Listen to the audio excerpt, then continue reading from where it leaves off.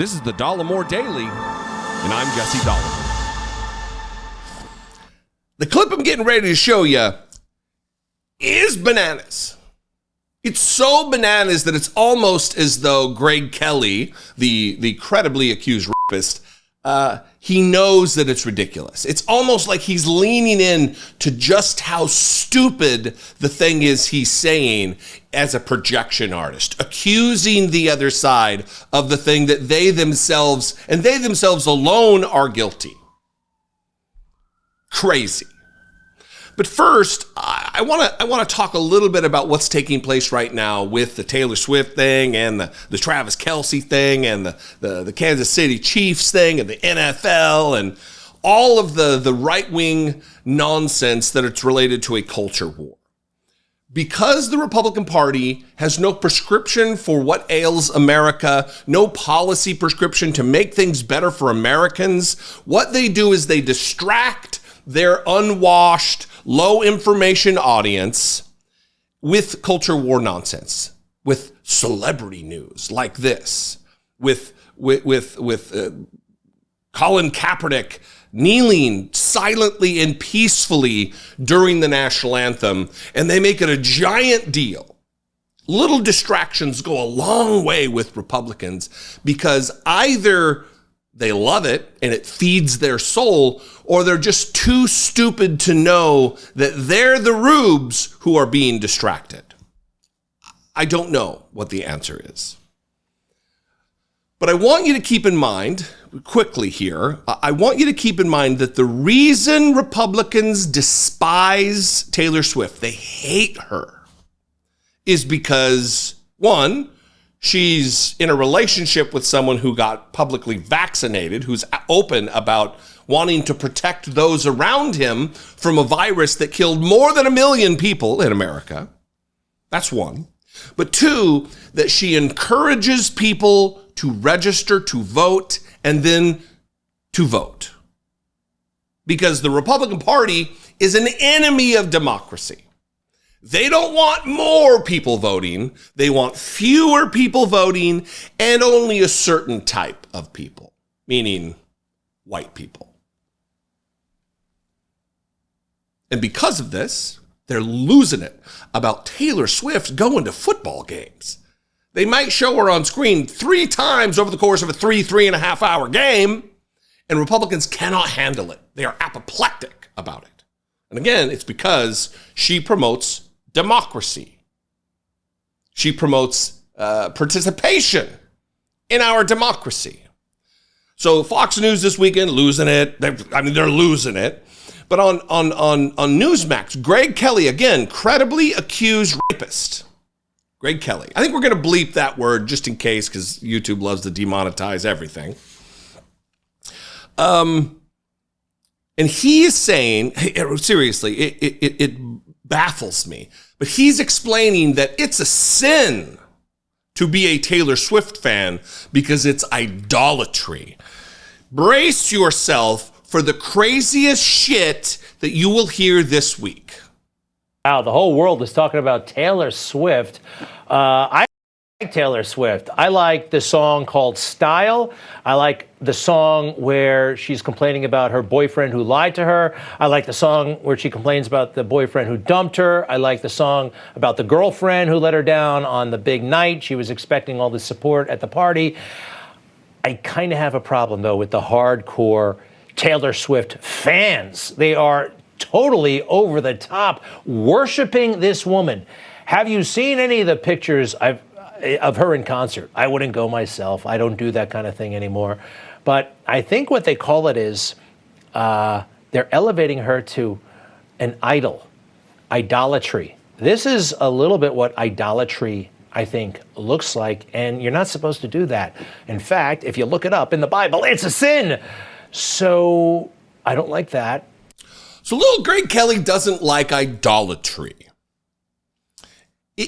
I agree, it's bad to idolize another human being. Certainly. It would be terrible if in Republican circles, and Greg Kelly were to witness this, people idolizing Donald Trump. It would be terrible terrible if there was a group of people surrounding Donald Trump who lifted him up like a deity, who compared him, one, to Donald Trump to the Christ.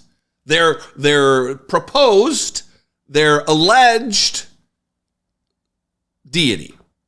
That would be terrible, would it not? It would be terrible if Republicans erected literal golden statues to Donald Trump. The image of Donald Trump. It would be terrible if, in the middle of an insurrection against the country, an attempted overthrow of the United States government, a clear violation of the oath that many of these people took to the Constitution, that they would fly their flags. I mean, it's bad enough that they carry around their "don't tread on me" flags, as though anybody's treading on these morons. But alongside of their Trump, come and take it. You see, the cult admits it's a cult. I mean, not in so many words, but by doing this, the projection of, oh, it's a sin to be a Taylor Swift fan, but no mention of the absolute cult and sin of holding Donald Trump, comparing Donald Trump to what you proclaim the person is your Lord and Savior, the Son of God. It would be a shame if maybe Greg Kelly realized that people were covering their cars and their clothing in Donald Trump's image and then driving around and walking around town like that. Erecting hangman's gallows on the lawn of the United States Capitol building with a Trump flag and a skull pirate flag. It would be terrible. It would be terrible to wear a t-shirt that's "Jesus is my Lord and Savior and Trump is my president." It would be terrible. Who are these people that can so shamelessly, I mean, it's just walking into a bandsaw of humiliation, proclaiming that people who are fans of her music and go to her concerts, I'm too old to do that, Greg Kelly says. The credibly accused rapist. Former Marine as well. That's shameful for me. These people, if they could feel shame, if they had even a scintilla of dignity, they would go away forever. They would hide in a hole underground for the rest of their lives because of the shame that they bring to themselves and their prospective intellect. Yeah, it's Taylor Swift fans who are sinning and in a cult and are committing idolatry.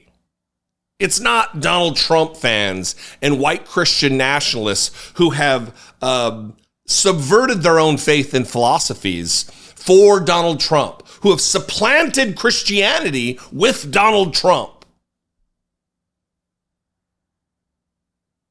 Jeez. What do you think? I'd love to know. I would love to know. You can call, leave me a brief voicemail, 714-576-4054. Of course, you can email me daily at dollemore.com. I'd love to hear from you. If you appreciate what I do, if I bring you value, if I have a take that you appreciate, if you appreciate the message or the manner with which it's delivered, I would appreciate you considering to support this work, help produce this work. Click the join button below. For $1.99, you can become a channel member. You can hit the super thanks button. You can go over to my Patreon page, even better, patreon.com/idouititpodcast. All those are great ways to support what we do right here. Follow me on social media. I'm at Dollemore on Twitter and Instagram and Threads and TikTok and Facebook and Blue Sky, all of them. I'd love to see you there. And I will see you next time. Be genuine. Take care of one another.